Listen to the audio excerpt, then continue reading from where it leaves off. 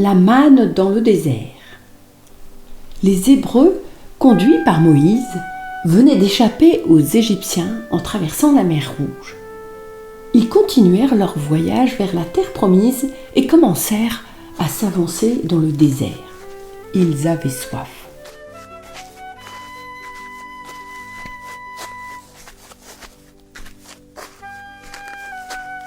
Ils arrivèrent enfin à Mara, mais l'eau était pourrie.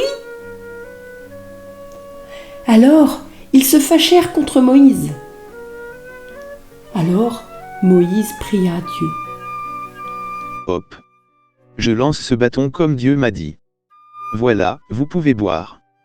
Mais attention, c'est un avertissement. N'irritez pas Dieu par votre mauvaise conduite.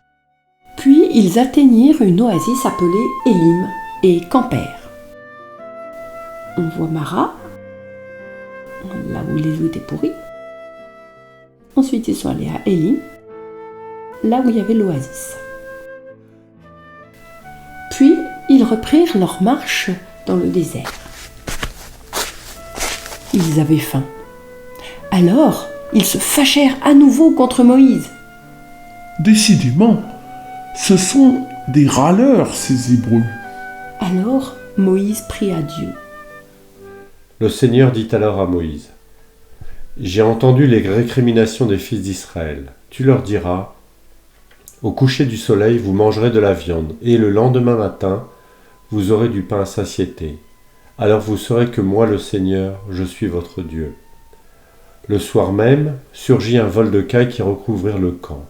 Et le lendemain matin, il y avait une couche de rosée autour du camp. Lorsque la couche de rosée s'évapora, il y avait, à la surface du désert, une fine croûte, quelque chose de fin comme du givre, sur le sol.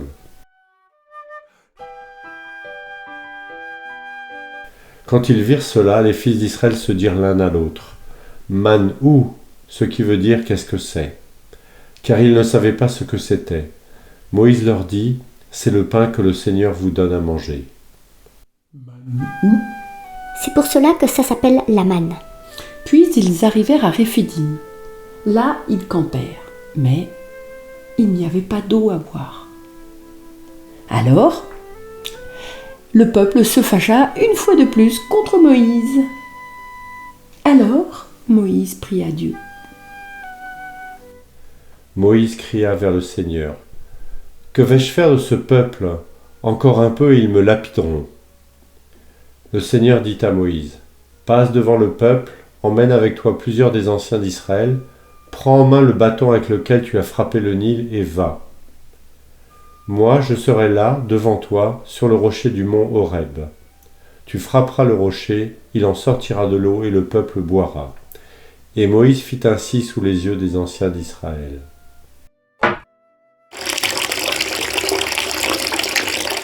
Soudain, les Hébreux furent attaqués par une tribu nomade, les Amalécites.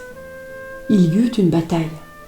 Moïse se tint en prière, les bras levés, pendant toute la bataille. Ses bras étaient fatigués et 2 hommes durent les soutenir. Au coucher du soleil, les Amalécites capitulèrent. Puis les Hébreux quittèrent Réphidim et marchèrent jusqu'au pied d'une montagne appelée le mont Sinaï. Et là, ils installèrent leur campement pour plusieurs mois. Sur la carte, on voit Réphidim, là où Moïse a frappé le rocher avec le bâton et il en est sorti de l'eau.